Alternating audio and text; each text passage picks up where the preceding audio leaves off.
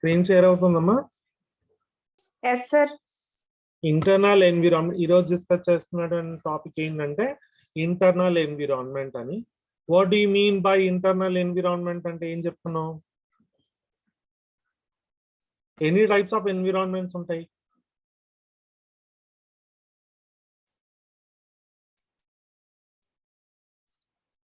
ఎన్ని types of business environments ఉంటాయమ్మా?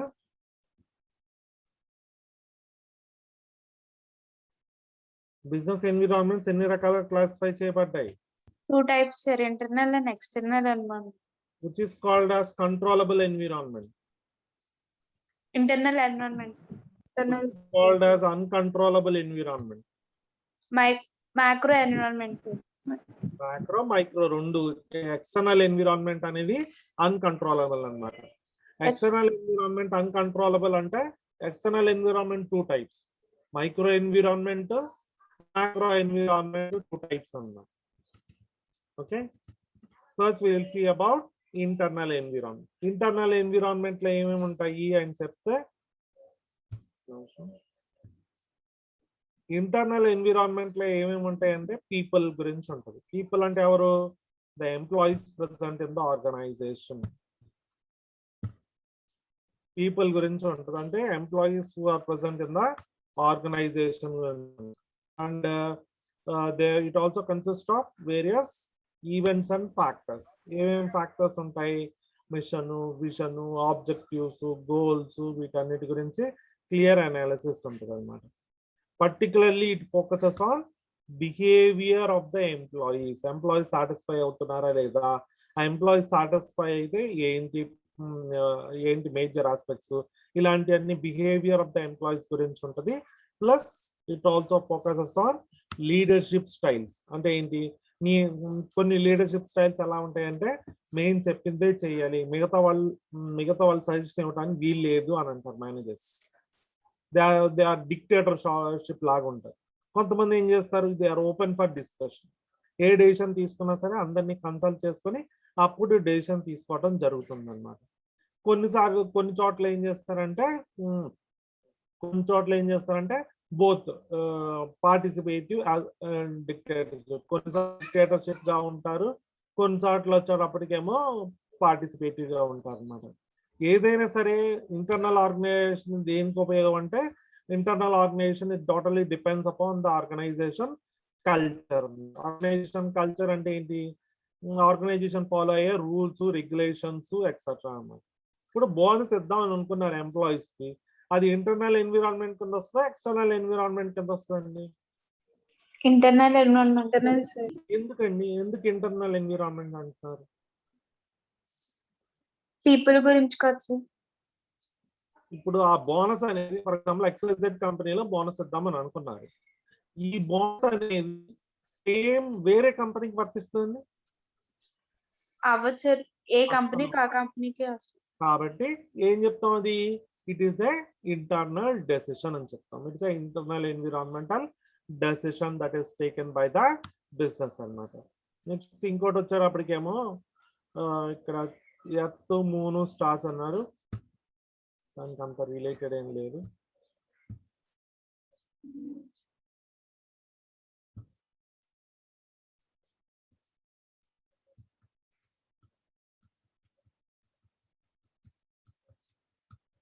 External environment ఎన్ని types అండి?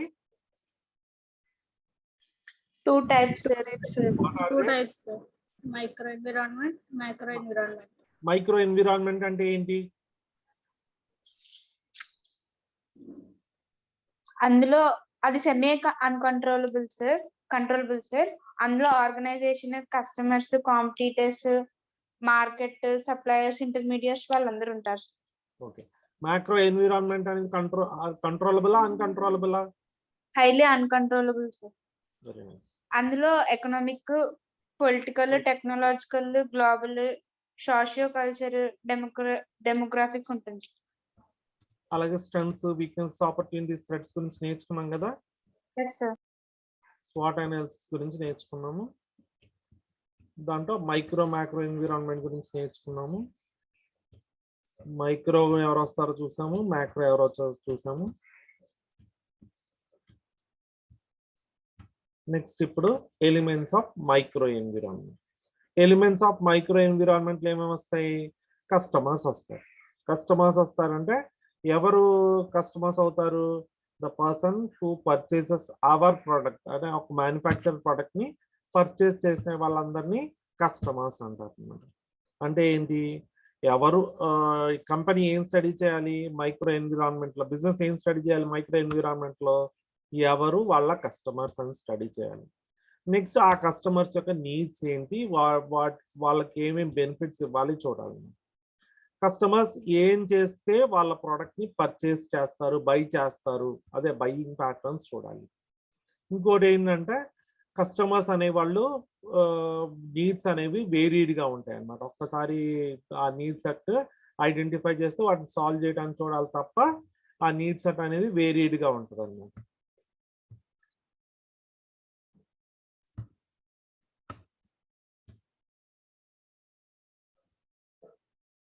Next competitors. కాంపిటీటర్స్ అంటే ఎవరు? మనలాగా సిమిలర్ ప్రోడక్ట్ ని ప్రొడ్యూస్ చేసేది కాంపిటీటర్స్ అంటారు. కాంపిటీటర్స్ అంటారు. ఈ కాంపిటీటర్స్ లో ఎవరు వస్తారు? ఫర్ ఎగ్జాంపుల్ కోకోకోలాకి బెస్ట్ కాంపిటీటర్ అండి పెప్సీ అన్నమాట. అలా ఏంటంటే కాంపిటీటర్స్ వచ్చేటప్పటికేమో these are the people, these are the business entities. These are the business entities and the co-businesses which compete for our resources as well as markets. మన ఒక manufacturer produce చేసే ఒక business firm కి produce చేసే same products ని వేరే వాళ్ళు produce చేస్తారు. ప్లస్ ఈ బిజినెస్ ఫర్మ్ ప్రొడ్యూస్ చేసే కావాల్సిన రిసోర్సెసే వాళ్ళకి కావాలన్నమాట. నెక్స్ట్ వచ్చేటప్పటికేమో ఈ కాంపిటీటర్స్ వల్ల ఖచ్చితంగా బిజినెస్ ఫామ్ కి థ్రెట్ అనేది ఉంటుంది. నెక్స్ట్ వచ్చేటప్పటికేమో ఏ బిజినెస్ ఫామ్ అయినా సరే వాళ్ళ కాంపిటీటర్స్ ఎవరు, who are the competitors study చేయాలి, what are their business objectives study చేయాలి, వాట్ ఆర్ దేర్ స్ట్రాటజీస్ కూడా స్టడీ చేయాలన్నమాట. నెక్స్ట్ ఎవరు వాళ్ళ మీద మేజర్ ఇంపాక్ట్ చూపించే వాళ్ళు ఎవరు? చాలా మంది కాంపిటీటర్స్ ఉంటారు, కానీ ఎవరు వాళ్ళ మీద మేజర్ ఇంపాక్ట్ చూపించే వాళ్ళు అని తెలుసుకోవాలన్నమాట. Most aggressive people. అలాగే ఎవరు మోస్ట్ పవర్ఫుల్ కాంపిటీటర్స్ అని కూడా తెలుసుకోవాలన్నమాట. రెండోది ఏంటంటే డైరెక్ట్ కాంపిటీటర్స్ ఎవరు, indirect competitors. For example nano తీసుకుందాం. నానోకి డైరెక్ట్ కాంపిటీటర్స్ ఎవరైనా ఉన్నారండి? లేరు కానీ ఖచ్చితంగా. కానీ ఇండైరెక్ట్ కాంపిటీటర్స్ అంటే ఎవరు? All the premium sized bikes. 1,50,000 పెట్టి బైక్ కొనడానికి రెడీ అయినటువంటి వాళ్ళు అందరు కూడా నానోకి కాంపిటీటర్స్ అని చెప్పుకోవచ్చు అనమాట. For example Indian shampoo sachets తీసుకున్నాడు. ఆ షాంపూ సాచెట్స్ కి large number of direct competitors ఉన్నారు, దానికి మార్కెట్ షేర్ కూడా ఎక్కువ ఉంటుందని చెప్పాడు. అలాగే holiday resort and car manufacturing units కూడా లార్జ్ నెంబర్ ఆఫ్ కాంపిటీటర్స్ అనేవాళ్ళు. Both are dependent. హాలిడే రిసార్ట్కి వెళ్ళాలంటే కార్ కావాలి, so the competition for the car depends upon the competition for tourism services. ఇలా for example paper machinery. Paper యొక్క demand దేని మీద ఆధారపడి ఉంటుంది? పేపర్ మెషినరీ యొక్క డిమాండ్ దేని మీద ఆధారపడి ఉంటుంది? పేపర్ మీద ఆధారపడి ఉంటుంది. అలా అంటే ఏంటి? ఇక్కడ ఏమైంది? there is a dependent one, interdependence. they are interdependent between each other.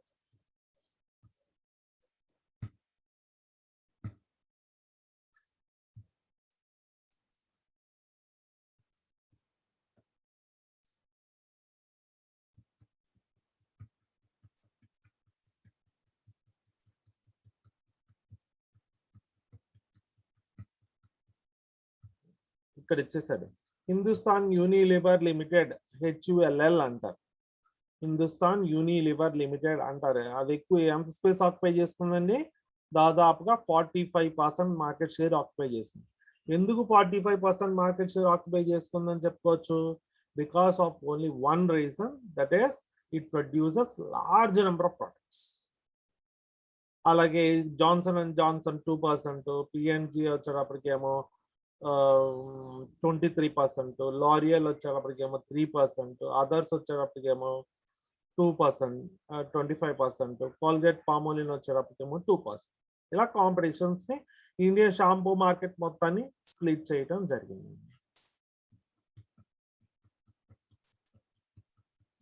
Next organization. ఇప్పుడు ఏ ఎన్విరాన్మెంట్ గురించి స్టడీ చేస్తున్నామండి? ఇంటర్నల్ ఇంటర్నల్ ఎన్విరాన్మెంట్ కాదండి, మనం స్టడీ చేసేది మైక్రో ఎన్విరాన్మెంట్. మైక్రో ఎన్విరాన్మెంట్ లో దేని గురించి మాట్లాడుకున్నాం? కస్టమర్స్ గురించి మాట్లాడుకున్నాం, తర్వాత కాంపిటీటర్స్ గురించి మాట్లాడుకున్నాం, తర్వాత ఆర్గనైజేషన్స్ గురించి మాట్లాడుకున్నాం. ఆర్గనైజేషన్స్ అంటే ఏంటి? బయట ఉన్నటువంటి పీపుల్ అవ్వచ్చు. ఓకే, మైక్రో ఎన్విరాన్మెంట్ లో ఇంకో పార్ట్ ఏంటంటే ఆర్గనైజేషన్, బయట ఆర్గనైజేషన్స్. బయట ఆర్గనైజేషన్స్ అంటే ఏంటి? This includes owners. ఓనర్స్ అంటే ఎవరు? దిస్ ఇంక్లూడ్ బయట ఉన్నటువంటి కో ఆర్గనైజేషన్స్ గురించి మాట్లాడుతున్నాం. కో ఆర్గనైజేషన్స్ ఏమేమి? దాంట్లో ఓనర్స్ ఉంటారు, బోర్డ్ ఆఫ్ డైరెక్టర్స్ ఉంటారు, ఎంప్లాయీస్ ఉంటారు. ఓనర్స్ అంటే ఎవరు? Shareholders, groups or organizations which have major stake అన్నారు. మేజర్ స్టేక్ అంటే ఏంటి? ఎక్కువ శాతం మార్కెట్ షేర్ ఉన్నటువంటి ఆర్గనైజేషన్స్ అన్నిటి యొక్క ఓనర్స్ ఉంటారు. ఆర్గనైజేషన్ అంటే ఏంటి? First of all group of people who have a common goal is called as organization. అలాగే group of people outside the company which create competition are called as competitive organizations. ఆ competitive organisations లో ఎవరు ఉంటారు? Owners ఉంటారు. Owners అంటే ఎవరు? Shareholders, groups, organisations ఉంటాయి. అలాగే బోర్డ్ ఆఫ్ డైరెక్టర్స్ ఉంటారు. బోర్డ్ ఆఫ్ డైరెక్టర్స్ ఎవరు? టాప్ మేనేజ్మెంట్ లో ఉన్నటువంటి వాళ్ళందరినీ బోర్డ్ ఆఫ్ డైరెక్టర్స్ అంటారు అన్నమాట. ఆ బోర్డ్ ఆఫ్ డైరెక్టర్స్ దేనికి ఉంటారు? ఏ కంపెనీ అయినా సరే, ఏ బిజినెస్ ఫామ్ అయినా కంపెనీస్ యాక్ట్ 1956 ప్రకారం రిజిస్టర్ అయితే వాళ్ళని బోర్డ్ ఆఫ్ డైరెక్టర్స్ అంటారు. ఎంప్లాయీస్ అంటే ఎవరు? ఎవరైతే ప్లాన్స్ ని ఎగ్జిక్యూట్ చేస్తారో, ఎవరైతే స్ట్రాటజీస్ ని ఎగ్జిక్యూట్ చేస్తారో వాళ్ళని ఏమంటారు? ఎంప్లాయీస్ అంటారు. Okay, who are called as owners అంటే ఏం చెప్తారండి?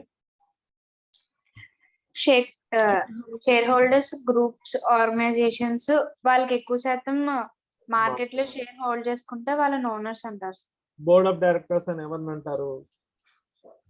General level management, top management people అందరినీ బోర్డ్ ఆఫ్ డైరెక్టర్స్. ఎంప్లాయీస్ అంటే ఏం చేస్తారా? Employees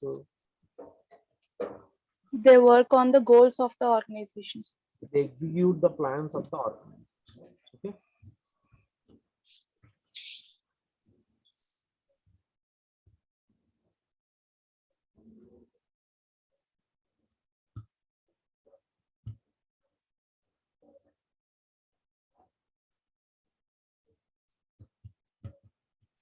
next market. మార్కెట్ అనేది ఇంటర్నల్ ఎన్విరాన్మెంట్, ఎక్స్టర్నల్ ఎన్విరాన్మెంట్ అండి. Yes, External external environment. Market లో ఎవరు ఉంటారు? కస్టమర్స్ ఉండొచ్చు, కాంపిటీటర్స్ ఉండొచ్చు, బయ్యర్స్ ఉండొచ్చు, లేకపోతే అదర్ ఆర్గనైజేషన్స్ ఉండొచ్చు. ఇలా ఏంటంటే డిఫరెంట్ పీపుల్ ఉంటారు కాబట్టి దాన్ని మైక్రో ఎన్విరాన్మెంట్ గురించి స్టడీ చేస్తాం. దీంట్లో ఏం మార్కెట్ లో ఉన్నటువంటి కాంపిటీటర్స్ దేన్ని స్టడీ చేస్తాం? మార్కెట్ యొక్క సైజ్ గురించి, ఎంతమంది కాంపిటీటర్స్ ఉన్నారు, మార్కెట్ ఉన్నటువంటి గ్రోత్ రేట్ గురించి, ఎలా గ్రో అవుతుంది, ఎంత మార్కెట్ షేర్ ఉంది, మార్కెట్ లో ఉన్నటువంటి అట్రాక్టివ్నెస్. ఇప్పుడు అందరూ హాస్పిటల్స్ స్టార్ట్ చేశారండి. ఎందుకంటే because demand is very high in next few years. అందుకని ప్రతి ఒక్కరు కూడా హాస్పిటల్ ని స్టార్ట్ చేశారు. కీ సక్సెస్ ఫ్యాక్టర్స్, KSF అని ఉంటుంది అనమాట. ఈ కీ సక్సెస్ ఫ్యాక్టర్స్ అంటే ఏంటంటే మార్కెట్ సక్సెస్ అవ్వాలంటే దేని మీద ఆధారపడి ఉంటుంది. మీరు కనుక తక్కువ కాస్ట్ ప్రొడ్యూస్ చేశారనుకోండి, ఖచ్చితంగా హ్యూజ్ ప్రాఫిట్ వచ్చే ఛాన్స్ ఉంటుంది. అలాగే మీరు మీ ప్రైస్ అనేది కొంచెం వేరియేషన్ వచ్చిన మార్కెట్ ప్రైస్ సెన్సిటివిటీ ఉందనుకోండి, ఆ మార్కెట్లోకి ఎంటర్ అవటం ఎవరు ఇష్టపడరు. అంటే కొంచెం ఇంక్రీజ్ చేసిన హ్యూజ్ ఇంపాక్ట్ ఆన్ సేల్స్ కనుక ఉన్నట్లయితే ఆ మార్కెట్ ని ఎవరు ఇష్టపడరు అన్నమాట. నెక్స్ట్ వచ్చేటప్పటికేమో టెక్నాలజికల్ స్ట్రక్చర్స్. టెక్నాలజికల్ స్ట్రక్చర్స్ అంటే ఏంటి? టెక్నాలజికల్ స్ట్రక్చర్స్ అంటే ఇట్ ఇంక్లూడ్స్ ఆర్గనైజేషన్స్ అడాప్ట్ చేసేటువంటి టెక్నాలజీ గురించి. అది స్వదేశంలో తయారైందా, లేకపోతే బయట దేశాల నుంచి తెచ్చుకున్నారా, లేకపోతే ప్రస్తుతం ఉన్నటువంటి టెక్నాలజీకి అగెయిన్స్టా, ఇవన్నీ ఇష్యూస్ వస్తాయి. ఓకే, మార్కెట్లో ఏమేమి ఉంటాయి? కాస్ట్ స్ట్రక్చర్ ఉంటుంది. కాస్ట్ స్ట్రక్చర్ అంటే ఏంటి? ప్రోడక్ట్ ని తక్కువ కాస్ట్ కి ప్రొడ్యూస్ చేయడం. ప్రైస్ సెన్సిటివిటీ అంటే ఏంటి? మార్కెట్ ప్రైస్ సెన్సిటివిటీ అంటే ఏంటి? మార్కెట్ లో చిన్న ప్రైస్ వేరియేషన్ వచ్చినా హ్యూజ్ మార్కెట్ సేల్ పడిపోయింది అనుకోండి, ఆ మార్కెట్స్ ని ప్రైస్ సెన్సిటివ్ మార్కెట్స్ అంటారు. టెక్నో స్ట్రక్చర్స్ అంటే ఏంటి? టెక్నో స్ట్రక్చర్స్ అంటే ఆర్గనైజేషన్ స్ట్రక్చర్ లో డిఫరెంట్ ఎక్కువ లెవెల్స్ ఉండకుండా తక్కువ లెవెల్స్ ఉన్నటువంటి ఆర్గనైజేషన్స్ ని టెక్నో స్ట్రక్చర్స్ అంటారు. ఎగ్జిస్టింగ్ డిస్ట్రిబ్యూషన్ సిస్టమ్ అంటే ఏంటంటే వాళ్ళ యొక్క ప్రోడక్ట్ ని ఎప్పుడు అవైలబుల్ గా ఉండేటట్లు చూసుకుంటారు. Next suppliers. సప్లయర్స్ అంటే ఎవరండి? అంటే ఒక గూడ్ ని తయారు చేయడానికి మెటీరియల్ సప్లై చేసే వాళ్ళని సప్లయర్స్ అంటారు సార్. ఇంకా ఫినిష్డ్ గూడ్స్ ని కూడా బయట మార్కెట్ లో సప్లై చేసే వాళ్ళని సప్లయర్స్ అంటారు సార్. ఎప్పుడైనా గుర్తుపెట్టుకోండి, సప్లయర్స్ అంటే these are the people who supply the raw material to the manufacturers. అదొకటి ఇష్యూ. కొన్ని సందర్భాల్లో మ్యానుఫ్యాక్చరర్ కస్టమర్స్ కూడా సప్లై చేయొచ్చు, కానీ ఇక్కడ మన డిస్కషన్ లో ఏం చేస్తామంటే సప్లయర్స్ అంటే ఎవరంటే these are the people who supply the raw material to the business firm. కాబట్టి ఏం సప్లయర్స్ వల్లనే సప్లయర్స్ చాలా మంది ఉండొచ్చు. అండ్ ఒక బిజినెస్ ఫర్మ్ కి చాలా మంది సప్లయర్స్ ఉండొచ్చు. ఆ చాలా మంది సప్లయర్ ఉండటం వల్ల వీ కెన్ సే దట్ ఏమవుతుంది, ప్రైజెస్ అనేది తగ్గటము, ప్రైజెస్ అనేవి పెరగటము దేని బట్టి ఉంటుంది అంటే చాలా మంది సప్లయర్స్ మీద ఆధారపడి. ఇప్పుడు మీరు కనుక మీరు ఒక బిజినెస్ ఫర్మ్ రన్ చేస్తున్నారు కాబట్టి మీకు కావాల్సిన రా మెటీరియల్ తక్కువ ప్రైస్ కావాలండి, ఎక్కువ ప్రైస్ కావాలా? లో ప్రైసెస్ కి కావాలి. అంటే ఏ ఇష్యూ డామినేట్ చేస్తుందండి ఎంటైర్ మార్కెట్ ని? ప్రైస్ అనే ఇష్యూ డామినేట్ చేస్తుంది. అలాగే కాస్ట్ స్ట్రక్చర్ ఇష్యూ డామినేట్ చేస్తుంది. కాస్ట్ స్ట్రక్చర్ అంటే ఏంటి?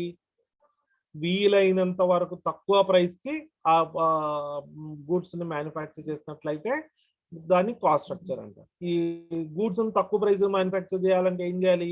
తక్కువ ప్రైస్ కి రా మెటీరియల్ కొనాలి. ఆ తక్కువ ప్రైస్ కి రా మెటీరియల్ కొనాలి అంటే ఖచ్చితంగా కాస్ట్ స్ట్రక్చర్స్ అనేవి మినిమం గా ఉండాలి అన్నమాట. ఓకే, నెక్స్ట్ 2 టైప్స్ ఉన్నాయండి సప్లైస్. ఒకటి అవుట్ సోర్సింగ్. అవుట్ సోర్సింగ్ అంటే ఏంటి? బయట నుంచి సప్లైస్ తెచ్చుకోవటం, రా మెటీరియల్ తెచ్చుకోవటం. రెండోది ఇన్ హౌస్ ప్రొడక్షన్. అంటే ఏంటి?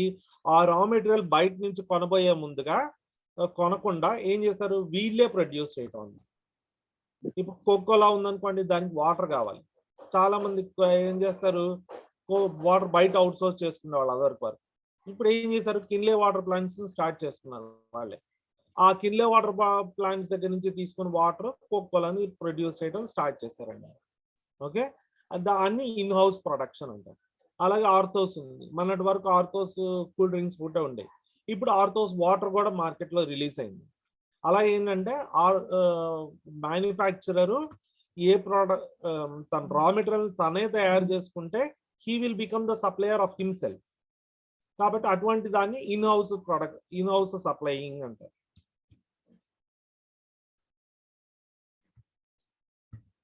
చెప్పండి, అవుట్ సోర్స్ సప్లైకి ఇన్ సోర్స్ సప్లైకి తేడా ఏంటి?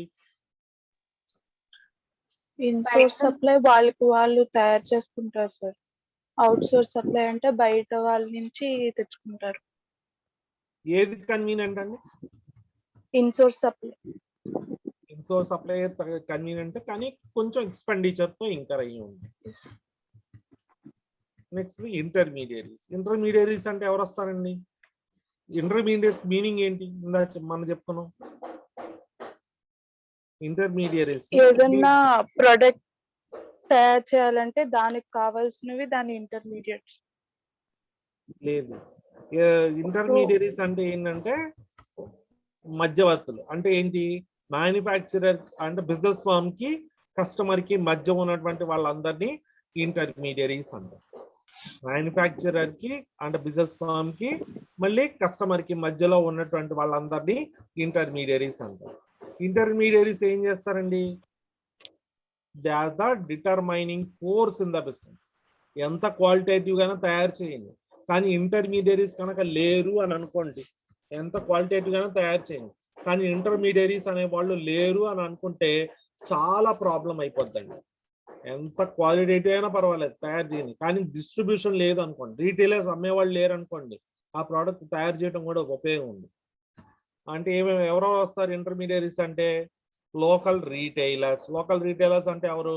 చిన్న చిన్న షాప్స్ దగ్గర నుంచి పెద్ద పెద్ద ఆర్గనైజేషన్ రీటైలర్స్ దగ్గర నుంచి, నెక్స్ట్ పెద్ద డిపార్ట్మెంటల్ స్టోర్స్, లేకపోతేనేమో online stores, e-commerce stores. Okay, these are the లేకపోతేనేమో big bazaars. Example of large stores అంటే ఏంటంటే బిగ్ బజారు, ప్యాంటలూన్స్, ఇటువంటి రీటైలర్స్ అందరినీ ఇంటర్మీడియరీస్ అని పిలుస్తారు అనమాట. కొంతమంది ఏం చేస్తారు, సింగిల్ ప్లేస్ లోనే కాన్సన్ట్రేట్ చేసుకుంటారు రీటైలర్స్ అందరినీ. కొంతమంది ఏం చేస్తారు, బయర్స్ అందరూ స్కాటర్డ్ కాబట్టి లార్జ్ రీటైలర్స్ డిఫరెంట్ ప్లేసెస్ దగ్గర నుంచి తీసుకోవటం జరుగుతుంది. ఇక్కడ వరకు మైక్రో ఎన్విరాన్మెంట్ లో ఏమేమి ఉన్నాయని చెప్పండి. కస్టమర్స్, కాంపిటీటర్స్, బిజినెస్ ఆర్గనైజేషన్స్, ఇంకా market, suppliers, intermediaries. Next, what are the elements of macro environment? Micro environment ఎక్స్టర్నలే, మైక్రో ఎన్విరాన్మెంట్ కూడా ఎక్స్టర్నల్ అన్నమాట. So macro is also a external environment. Macro environment అంటే ఏంటి? It is a external environment. ఈ external environment ఏం చెప్తుంది? It has a direct influence and control of the organization. Macro environment direct గా organization influence చేస్తుంది. Macro environment organization ని control చేస్తుంది. Organization control చేయదు macro environment. Macro environment organization control చేస్తుంది. For example, government licensing రద్దు చేసింది అనుకోండి, organisations ఏమైనా చేయగలవండి? ఖచ్చితంగా క్లోజ్ చేసుకోవడం తప్ప వేరే ఆల్టర్నేటివ్ ఉండదు. Next, they exert the powerful influence over it's functioning. Powerful influence అంటే ఏంటంటే ఖచ్చితంగా there is a remarkable influence of manufacturers of the external environment over the business. Yes, external environment lo ఎవరెవరు ఉంటారు? This also consists of individuals ఉంటారు, groups ఉంటాయి, agencies ఉంటాయి, organisations ఉంటాయి. Okay, ఈ ఎక్స్టర్నల్ ఎన్విరాన్మెంట్ లో కూడా మనం ఇంకా నేర్చుకునేవన్నీ ఉంటాయి. So since macro environment is a form of external environment. Macro environment లో ఏముంటుంది? macro environment లో ఏముంటుంది? ఫస్ట్ది డెమోగ్రఫిక్ ఎన్విరాన్మెంట్. ఇందాక చదువుకున్నాం డెమోగ్రఫిక్ వేరియబుల్స్ అని. ఏమేమి వస్తాయండి డెమోగ్రఫిక్ వేరియబుల్స్? నిన్న మొన్న క్లాస్ లో డిస్కస్ చేస్తున్నాం. రేస్ అంటే age, area, income, educational level, asset ownership అంటే షేర్ హోల్డర్స్, హోమ్ ఓనర్షిప్ అంటే ఓనర్కి ఉన్నటువంటి షేర్స్, ఎంప్లాయ్మెంట్ స్టేటస్ ఎంతమంది ఎంప్లాయీస్ రిక్రూట్ చేసుకున్నారు, అండ్ లొకేషన్ ఎక్కడ ఎస్టాబ్లిష్ చేస్తున్నారు. ఇవన్నీ కూడా మ్యాక్రో ఎన్విరాన్మెంట్ లో డెమోగ్రఫిక్ ఎన్విరాన్మెంట్ అంటే ఏ ఏజ్ గ్రూప్ ఆఫ్ పీపుల్ని మీరు క్యాటర్ చేసుకుంటారు, ఏ ఏజ్ గ్రూప్ ఆఫ్ పీపుల్ని మీరు టార్గెట్ చేస్తారు, ఏ ఇన్కమ్ గ్రూప్ ఆఫ్ పీపుల్ ని మీరు టార్గెట్ చేస్తారు. ఫర్ ఎగ్జాంపుల్, కెలాగ్స్ తీసుకోండి. It is meant in the beginning Kellogg's is meant for only rich class people. అలాగే in the beginning Fog is meant for middle class people. Now it is meant for high class people.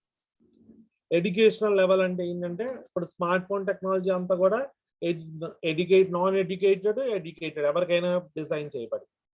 అలాగే asset ownership, home ownership, employment status ఎంతమందికి employment ని చేయగలరు వస్తుంది. అది ఇక్కడ ఇచ్చింది. Better ఇక్కడ గ్రాఫ్ లో ఇచ్చారు చూడండి. ఫస్ట్ది changing age structure of the population అంటే ఏంటంటే టోటల్ పాపులేషన్ ఎంత ఉందో చూసుకొని ఆ టోటల్ పాపులేషన్ లో కూడా శాతం ఆఫ్ పీపుల్ వీళ్ళ టార్గెటెడ్ కస్టమర్స్ ఉన్నారు. ఇప్పుడు జాన్సన్ అండ్ జాన్సన్ తీసుకోండి, it is meant for baby products. అది ఎంత ప్రొడ్యూస్ చేయాలి, దేని బట్టి ఆధారపడి ఉంటుంది? ఎంత నెంబర్ ఆఫ్ స్మాల్ చిల్డ్రన్ ఉన్నారు అన్న వాళ్ళ టార్గెటెడ్ ఏరియాలో ఎంత నెంబర్ ఆఫ్ స్మాల్ చిల్డ్రన్ ఉన్నారు అనే దాన్ని బట్టి ఆధారపడండి. చేంజింగ్ హౌస్ హోల్డ్ ప్యాటర్న్స్ అంటే ఏంటి? హౌస్ హోల్డ్ యొక్క పర్చేసింగ్ పవర్. అంత ముందు వరకు హౌస్ హోల్డ్ పర్చేసింగ్ పవర్ ఎక్కువ ఉండేది, ఎందుకంటే ఇన్కమ్ ఉండేది. కోవిడ్ టైంలో ఇన్కమ్ తగ్గిపోవడం వల్ల ఏమైంది? పర్చేసింగ్ పవర్ కూడా తగ్గిపోయింది. అందుకని అందరూ శాంపుల్స్ సాచెస్ మార్కెట్లో రిలీజ్ చేస్తున్నారు. Next Geographic shifts in the population. Geographic shifts అంటే ఏంటి? అంటే కొన్ని గూడ్స్ అనేవి కేవలం డొమెస్టిక్ కోసం తయారు చేయబడింది, కొన్ని గూడ్స్ అనేవి ఇంటర్నేషనల్ పర్పస్ గా తయారు చేయబడి ఉంటాయి. నెక్స్ట్ ఏమో కొన్ని ప్రోడక్ట్స్ అనేది ఎక్స్క్లూజివ్ గా ఎడ్యుకేటెడ్ పీపుల్ కోసం తయారు చేయబడి ఉంటాయి, కొన్ని ప్రోడక్ట్స్ అనేవి అన్ఎడ్యుకేటెడ్ పీపుల్ కోసం తయారు చేయబడతాయి. నెక్స్ట్ డైవర్సిటీ అంటే ఏంటి? Different caste, age groups, income groups etcetera ఉన్న దాని అంతటిని డైవర్సిటీ అంటారు.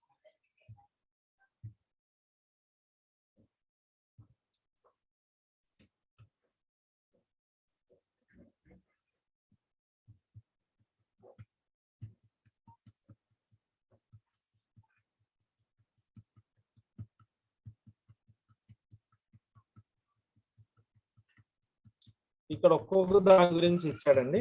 ఫస్ట్ ఏంటంటే పాపులేషన్ సైజ్. ఇండియా లాంటి కంట్రీస్ ని అందరూ ఫోకస్ చేసేది ఎందుకంటే ఇండియాలో population major reason why India is targeted అంటే because of its population size. Population దేని బట్టి ఆధారం ఉంటుంది? నేషన్స్ బర్త్ రేటు లేదా ఫ్యామిలీ సైజ్ బేస్ చేసుకొని. నెక్స్ట్ సేల్స్ కూడా దేని మీద ఆధారపడి ఉంటుంది? Increase on decrease depends upon the total population. కొన్నిసార్లు పాపులేషన్ ఇంక్రీజ్ అవుతుంది, కొన్నిసార్లు పాపులేషన్ డిక్రీజ్ అవుతుంది. నెక్స్ట్ పాపులేషన్ గ్రోత్ ఎక్కువ ఉందా లేదా చూసుకుంటారు. ఫర్ ఎగ్జాంపుల్ కంట్రీ లైక్ ఇండియాలో ఎక్కువ ఫోకస్ చేస్తారు, ఎందుకంటే కంట్రీ లైక్ ఇండియా అందరూ టార్గెట్ చేస్తారు, ఎందుకంటే because of it's huge population. Next geographical distribution అంటే ఏంటంటే ఒక్కొక్క స్క్వేర్ యార్డ్కి ఎంత నెంబర్ ఆఫ్ పీపుల్ ఉన్నారని. అంటే మన ఇండియాలో చూసినట్లయితే హెవీలీ డెన్సిటీ ఉన్నటువంటి పాపులేషన్, అంటే ఒక్కొక్క స్క్వేర్ యార్డ్కి ఒకళ్ళు ఉన్నట్టు లెక్క అన్నమాట కొన్ని చోట్ల. ఎందుకు అంటున్నాం అంటే ఇక్కడ ఒక చోటే క్రోర్స్ ఆఫ్ పీపుల్ ఉన్నారనుకోండి, అక్కడ నెంబర్ ఆఫ్ బిజినెసెస్ స్టార్ట్ అవుతాయి అన్నమాట. అంటే మెట్రోపాలిటన్ సిటీ ఉన్నారనుకోండి, దే ఆర్ హైలీ క్రౌడెడ్. ఒక్క చోటే ఒక 10 floors 100 floors కూడా వేసిన రోజులు ఉన్నాయి. అంటే ఏంటి? వాళ్ళకి అక్కడ చాలా నెంబర్ ఆఫ్ బిజినెసెస్ రన్ చేస్తారు. బెంగళూరు లాంటి సిటీస్ లో ఏం చేస్తారంటే దాదాపు 20 floors 30 floors ఉన్న బిల్డింగ్స్ దగ్గరలో ఉన్న చోటే బిజినెస్ కూడా రన్ చేస్తూ ఉంటారు అన్నమాట. నెక్స్ట్ ఇక్కడ జాగ్రఫిక్ డెన్సిటీ ఎక్కడైతే ఉందో, అంటే పాపులేషన్ షిఫ్ట్ ఎక్కడైతే ఉందో, యూజువల్ గా అంతకుముందు వరకు పాపులేషన్ ఎక్కడ ఉండేది? రూరల్ ఏరియాస్ లో ఉండేది. ఇప్పుడు మొత్తం పాపులేషన్ ఏం జరుగుతుంది? మెట్రోస్ కి షిఫ్ట్ అవుతుంది అన్నమాట. మెట్రోపాలిటన్ ఏరియాస్ అంటే మెట్రోస్ లో షిఫ్ట్ అవుతుంది అన్నమాట. ఈ పాపులేషన్ జాగ్రఫిక్ డిస్ట్రిబ్యూషన్ వల్ల ఏం జరుగుతుందంటే అట్రాక్టివ్నెస్ ఆఫ్ బిజినెస్ పెరుగుతుంది. అంటే ఏంటి? ఎక్కువ పాపులేషన్ ఒకే చోట ఉండేటప్పటికి ఏం చేస్తారు? బిజినెస్ ఫోర్స్ కూడా అన్ని ఒక చోటే వెళ్తాయి అన్నమాట. కంపెనీస్ కూడా రీలొకేట్ చేస్తాయి. అంటే ఏంటి? ఫర్ ఎగ్జాంపుల్ పాపులేషన్ పెరిగే కొలది ఆ కంపెనీస్ అన్ని కూడా అక్కడికి వస్తాయి. Next concept of working at home and commuting electronically also started in India. అంటే బికాస్ ఆఫ్ కోవిడ్ అవ్వచ్చు, అంతకుముందు డిజిటలైజేషన్ కావచ్చు, ఏం జరిగింది? Because of all these things what happen? Work from home అనేది స్టార్ట్ అయింది. Next ethnic mix. Ethnic mix అంటే ఏంటి? బిజినెస్ ఎథిక్స్ ఫాలో అవ్వాలా లేదా అని చెప్పండి. మీరు బిజినెస్ ఎథిక్స్ ఫాలో అవ్వాలా లేదా? ఫాలో అవ్వాల్సి. ఎందుకండి? ఎథిక్స్ ఫాలో అయితే ఏమైనా బిజినెస్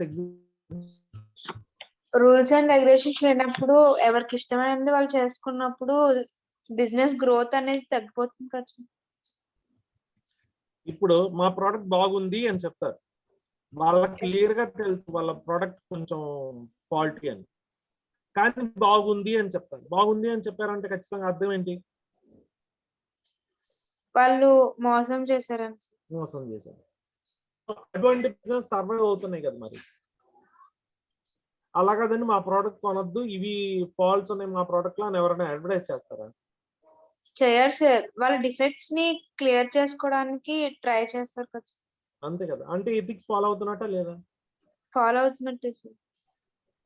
ఏ బిజినెస్ ఇప్పుడు ఉన్నటువంటి బిజినెస్ ఆర్గనైజేషన్స్ అన్ని బిజినెస్ కి ఎథిక్స్ అంటూ ఏమీ లేవండి.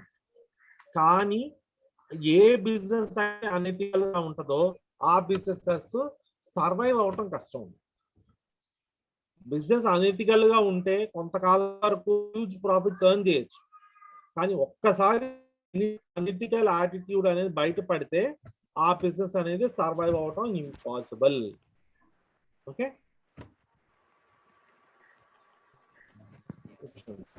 ఈరోజు ఏం చదివామో చూద్దాం సార్. మైక్రో ఎన్విరాన్మెంట్ గురించి చదివాం. ఫస్ట్ ఎవరు మైక్రో ఎన్విరాన్మెంట్ లో?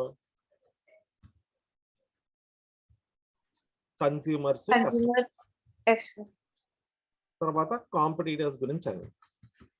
తర్వాత ఆర్గనైజేషన్స్ అంటే బయట ఉన్నటువంటి కాంపిటీటివ్ ఆర్గనైజేషన్స్ గురించి చదివాం. మార్కెట్స్ గురించి చదివాం. సప్లయర్స్ గురించి చదివాం. అలాగే ఇంటర్మీడియరీస్ గురించి. ఇవన్నీ ఏంటివి? మైక్రో ఎన్విరాన్మెంటా మైక్రో ఎన్విరాన్మెంటా? Micro environment. ఇవన్నీ ఇంటర్నల్ ఎన్విరాన్మెంట్, ఎక్స్టర్నల్ ఎన్విరాన్మెంటా? External environment. ఇప్పుడు next elements of macro environment. Macro environment ఏం చదివాం ఈరోజు?